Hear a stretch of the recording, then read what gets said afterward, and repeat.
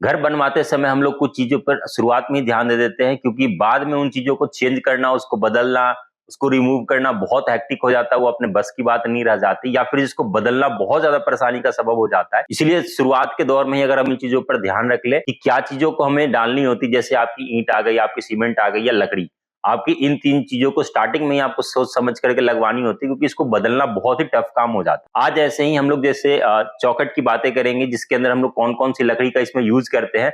आज ऐसे ही 6 लकड़ी के बारे में हम लोग बात करने जा रहे हैं, ताकि एक बार जब आप शुरुआत में लगाए, किसकी क्वालिटी अच्छी होगी, किसकी एडवांटेज क्या है, किसके डिसएडवांटेज क्या है, किसको कहाँ पे यूज कर सकते हैं, प्राइसिंग क्या जाती है, सब कुछ हम लोग इस वीडियो में बात करेंगे, ताकि आप लोग पहले ही ये प्लानिंग कर ले।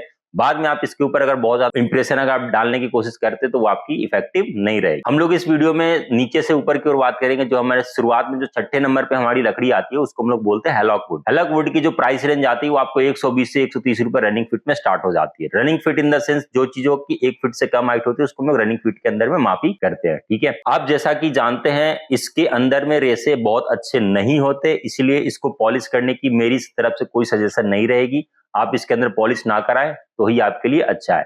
इसके अंदर में छोटे छोटे बहुत सारे होल्स होते हैं, ये होल्स के कारण ही इंसेक्ट इसके अंदर में जाकर के बैठ जाते हैं, तो टर्माइट लगने की संभावना बहुत ज्यादा हो जाती है।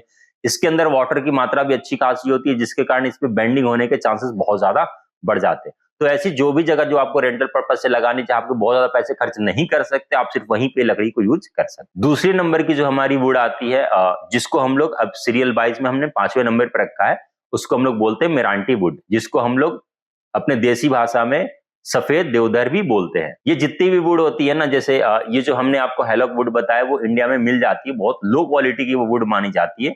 और ये जो आपकी मेरांटी वुड आती है वो मलेशिया से लेकर आई जाती है। ऐसा इसलिए होता है क्योंकि इंडियन गवर्नमेंट हमेशा समय समय पर ना कुछ बहुत सारे रिस्ट्रिक्शंस लगाते रहते हैं, फटने से बचाने के लिए बहुत सारे रूल्स रेगुलेशन लाते रहते हैं। इसलिए ज्यादातर आजकल जो लकड़ी होती है वो आपको इंपोर्ट करके ही लाई जाती है। जो हम लोग मेरांटी वुड की बात करेंगे वो 180 रुपए स्क्वायर फीट, 180 रुपए रनिंग फीट के हिसाब से आपकी मार्केट में आती है। और आप इसको पेंट भी कर सकते हैं। इसके रेसे थोड़े अच्छे होते हैं, बट बहुत ज्यादा अच्छे भी इसकी क्वालिटी में नहीं हम लोग लेकर के आ सकते।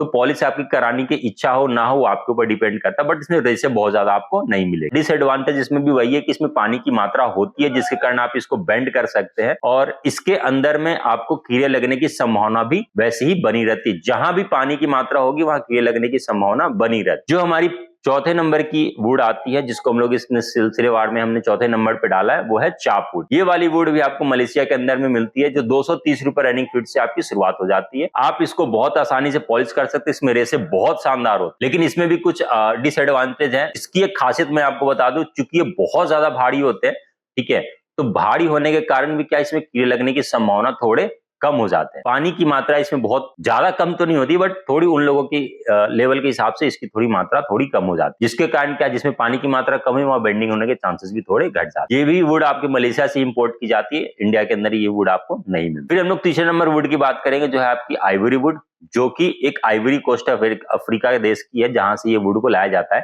ये आपको 270 रुपए रनिंग फीट पे अवेलेबल होती है, और इसकी रेसे बहुत बेहतरीन होते हैं। इसके अंदर वॉर्ड्स बहुत कम होते हैं, वॉर्ड्स नहीं होने के कारण कीड़े आसानी से इसमें जाकर बैठ नहीं सकते।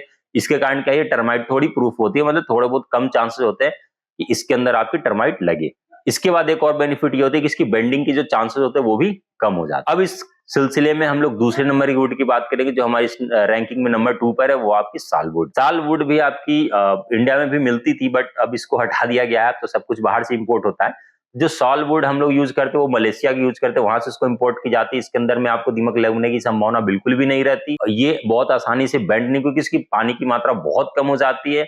आप इसको बहुत अच्छे से पॉलिश कर सकते हैं, रेसे के साथ बहुत ही शानदार रेसे होते हैं इसके अंदर में। इसके बाद इसके अंदर में आप अगर थोड़े बहुत पैसे खर्च कर सकते हैं, तो ये प्रायोरिटी बेसिस पे आप इस काम को कर सकते हैं। इस सिलसिले में जो हमारी टॉप पर वुड आती है वो है आपकी नागपुर की टीक। नागपुर टीक एक ना नेचुरल ऐसी लकड़ी है जिसके अंदर पानी की मात्रा नहीं होती, पानी की जगह उसमें ना आपको ऑयल अवेलेबल होता है। ये नेचुरल होता है, जिसके कारण क्या होता है, उसके अंदर टर्माइट नहीं लगती। ये बहुत ज्यादा कॉस्टली होता है, लगभग 550 रुपए रनिंग फीट पे ही आपको अवेलेबल होगी।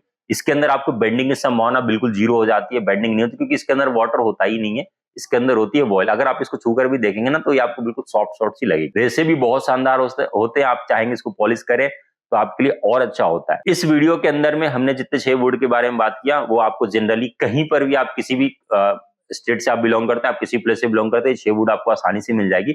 इसमें हम लोग शीशम या देवदार के बारे में क्यों बात नहीं की, आपको वो भी मैं बता देता हूँ, क्योंकि इसके अंदर ना गवर्नमेंट रेगुलेशन हमेशा चेंज होते रहते हैं। बहुत जगह बहुत बार इसको बैन कर दिया जाता है, बहुत बार आपको ऐसा लगता है कि ये वुड आपको मिलेंगे, कभी मिलते भी है तो कभी कहीं जाकर के बैन कर दिए जाते हैं। इसीलिए हमने एक जनरल कंसेप्शन को लेकर के ये 6 अलग-अलग वुडों के बारे में हमने आपको बताया, ताकि आप अपने चौखट में इसको यूज करें, और भारत में आप कहीं से भी बिलोंग करते हैं, आपको ये वुड तो मिलेगी ही मिलेगी।